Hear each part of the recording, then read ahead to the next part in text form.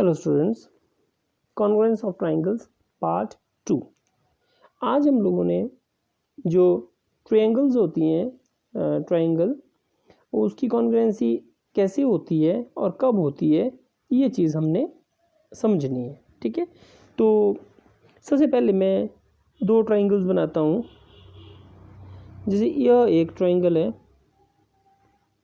और सपोज़ यह एक और ट्रायंगल है। जैसे मैंने इसको दे दिया नाम ABC और इसका नाम दे दिया मैंने PQR। ठीक है, ये दो ट्रायंगल्स कब कॉन्ग्रुएंट होंगी, यह दो त्रिभुजें कब सर्वांग सम होंगी। देखिए, त्रिभुजों के दो विशेष गुण होते हैं। क्या क्या? पहला होता है इसकी साइड्स और दूसरा होता है एंगल्स। ठीक है, साइड्स के लिए क्या होना चाहिए, जैसा कि हमने पहले बताया आपको कि दो जो लाइन सेगमेंट होते हैं वो कब कॉन्ग्रुएंट होते हैं, जब वो क्या हो, सेम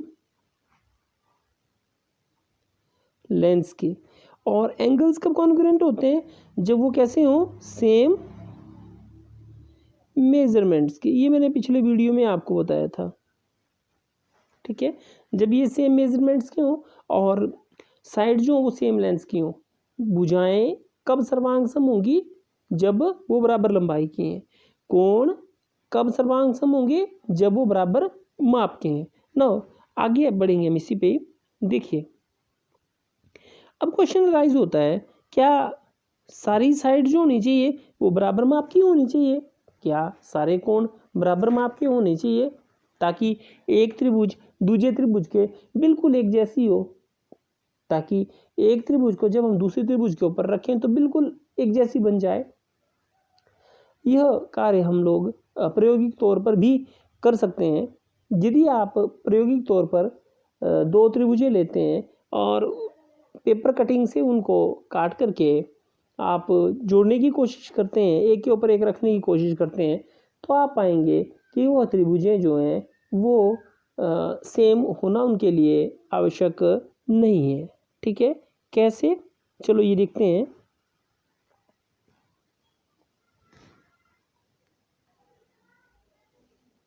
ये देखिए, मेरे पास दो त्रिभुजें हैं जो मैंने पेपर कटिंग से अपने पास रखी हुई हैं। सी दिस वन, इसका नाम मैंने दिया है PQR। ये है, देखिए इसको ध्यान से, ये है PQR। और ये दूसरी वाली जो त्रिभुज है ये कौन सी है, ABC। जैसा कि मैं पिछले इसमें आपको बता रहा था, यह दोनों कब कॉन्ग्रुएंट होंगी, जब ये एक दूसरे के ऊपर आनी चाहिए। थोड़ा सा आप ध्यान से देखेंगे, मैं एक इस ट्रायंगल के ऊपर इस दूसरी वाली को रखने की कोशिश कर रहा हूँ। क्या क्या यह एक के ऊपर एक आ गई? नहीं, यह एक के ऊपर एक नहीं आई, है ना। यह एक के ऊपर एक नहीं आई, जैसा कि आपको दिख रहा होगा। अब इसको घुमाने की कोशिश करता हूँ और ऐसे रखने की कोशिश कर रहा हूँ, तब भी ये एक के ऊपर एक नहीं आई। अब और घुमाने की कोशिश करता हूँ और बी वाले जो छोर है उसको मैं बी के ऊपर रखने की कोशिश करता हूँ। आपको दिख रहा होगा कि इस दशा में यह दोनों त्रिभुजें एक के ऊपर आ रही हैं, एक के ऊपर एक आ रही हैं। क्यों एक के ऊपर एक अभी आई है? क्यों? क्योंकि बी शीर्ष जो था वो क्यू शीर्ष के ऊपर आ रहा है। देखिए, see this is the exact location, है ना। ये वो सही चीज़ है जो हमें समझनी है। त्रिभुजों में हमारे पास क्या चीज़ें होती हैं? त्रिभुजों में हमारे पास तीन क्या होते हैं, हमारे पास तीन शीर्ष होते हैं। तो तीनों शीर्षों में अगर आप इसमें इस कंडीशन में देखेंगे तो बी शीर्ष इस क्यू शीर्ष के ऊपर आया, ए पी के ऊपर, और यहाँ देखिए आर सी के ऊपर। जब तीनों शीर्ष आपस में मिले तभी जाके यह त्रिभुज एक के ऊपर एक आ पाई। देखिए, ठीक है, तो बोलने का मतलब ये है कि त्रिभुजों में जो तीन वर्टिसेस होनी चाहिए, दे मस्ट बी कॉरस्पॉन्डिंग, है ना। वो एक दूसरे के संगत होनी चाहिए। संगत का मतलब शायद आपको भी समझ आ रहा होगा कि देखिए, अगर मैं जो P शीर्ष के ऊपर B शीर्ष को मिलाने की कोशिश करूंगा तब ये त्रिभुज इसके ऊपर नहीं आएगी। अगर मैं B शीर्ष को Q के ऊपर रखने की कोशिश करूंगा तब भी ये त्रिभुज इसके ऊपर नहीं आ रही है। हमारे पास हमारा B शीर्ष Q के ऊपर आना चाहिए, C R के ऊपर आना चाहिए और A P के ऊपर आना चाहिए, तभी हमारे पास ये दो त्रिभुजें क्या होंगी, सर्वांग सम हो पाएंगे। ठीक है, तो इस चीज को थोड़ा सा समझते हैं हम लोग। तीनों का ही देखिए आप ध्यान से, हो क्या रहा शीर्षों में, ये जो Q वाला कोण है और ये जो B वाला कोण है ये सेम होना चाहिए। P कोण A कोण के बराबर होना चाहिए, R कोण C कोण के बराबर होना चाहिए। यह जरूरी नहीं है कि दोनों त्रिभुजों के तीनों कोण जो वो बराबर हो, परंतु यह आवश्यक है कि इनके जो संगत कोण है वो बराबर होने चाहिए। जैसे यहाँ Q के B के बराबर हो रहा है तब भी ये त्रिभुज इसके ऊपर आ जाएगी। इसी तरह से संगत लंबाइयों की बात करते हैं। अगर PQ की लंबाई AB के बराबर है, QR की लंबाई BC के बराबर है, PR की लंबाई AC के बराबर है, तब ये त्रिभुज दोनों एक दूसरे के ऊपर आ जाएंगी और ये त्रिभुजें संगत कहलाएंगी, संगत त्रिभुजें कहलाएंगी। तब बोलने का मतलब ये है कि जब भी हम त्रिभुजों की बात करते हैं तो हमारे पास तीन चीज़ों का सुमेलन होना, तीन चीज़ों में कॉरेस्पॉन्डेंस होना बहुत अनिवार्य है। वो क्या क्या है वो हम समझते हैं यहाँ पे ध्यान से। ये दोनों त्रिभुजें जिनका मैंने अभी आपके सामने डायग्राम बनाया है, पहले पेपर कटिंग भी मैंने आपको दिखाया, तो मैंने आपको बताया कि इसमें तीन चीज़ें हमारे पास सेम होनी चाहिए। जैसे कि आपने देखा कि जो A शीर्ष था, A शीर्ष इसमें और P शीर्ष में कॉरेस्पॉन्डेंस होनी चाहिए एक, C शीर्ष और जो R शीर्ष था इसमें कॉरेस्पॉन्डेंस थी, और B शीर्ष और जो Q है इसमें भी आप में क्या होना चाहिए, सुमेलन होना चाहिए। इंग्लिश में A और P वर्टिसेस कॉरेस्पॉन्डेंस में होनी चाहिए, C और R कॉरेस्पॉन्डेंस में होनी चाहिए, B और Q भी कॉरेस्पॉन्डेंस में होना चाहिए। दूसरी चीज़ हमने देखी कि जो साइड्स हैं, जैसा कि हमारे पास था A B और P Q, इनमें कॉरेस्पॉन्डेंस होना चाहिए।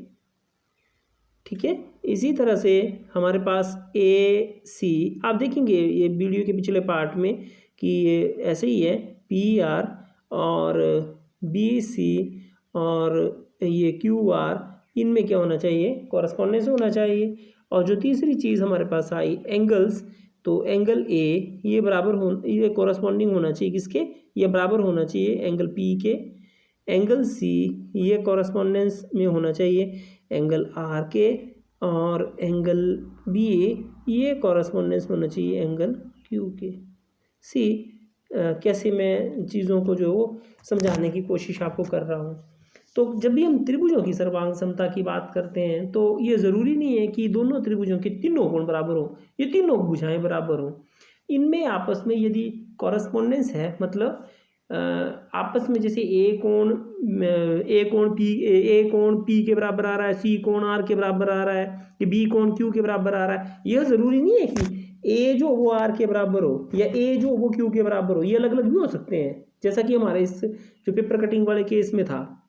पर ये तीन कंडीशन जब सेटिस्फाई होंगी तो हमारे पास दोनों ट्राइंगल्स क्या कहलाएंगी, कॉन्ग्रुएंट होंगी। जैसा कि हमने पेपर कटिंग में देखा, एक जो ट्राइंगल थी वो दूसरी ट्राइंगल के ऊपर आ रही थी। बिल्कुल, आई होप आपको ये चीज़ समझ आई होगी। यदि ना समझ आई हो तो बेटा ज़रूर आप पूछना, क्योंकि ये बेसिक चीज़ है। अगर आपको नहीं समझ आ रही है then it will create a problem for you. ठीक है, आपको समस्या यहाँ आने वाली है। ठीक है, तो एक्सरसाइज की ओर बढ़ते हैं हम लोग, कॉन्ग्रुएंस ऑफ ट्राइंगल की। तो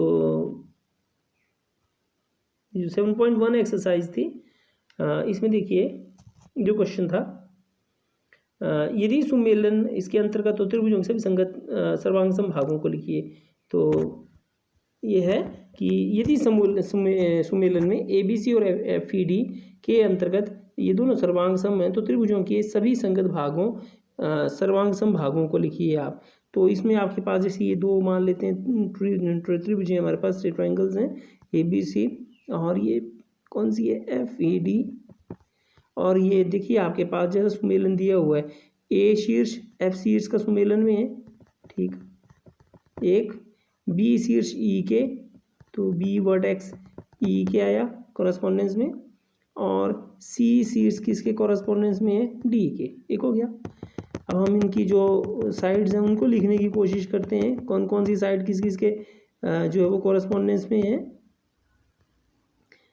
तो आप पाएंगे कि ए सी ये साइड जो है किसके कॉरस्पॉन्डेंस में है, एफ डी, और ए बी ये किसके कॉरस्पॉन्डेंस में है, ये है एफ ई के, और बी सी ये किसके कॉरस्पॉन्डेंस में है, डी ई के।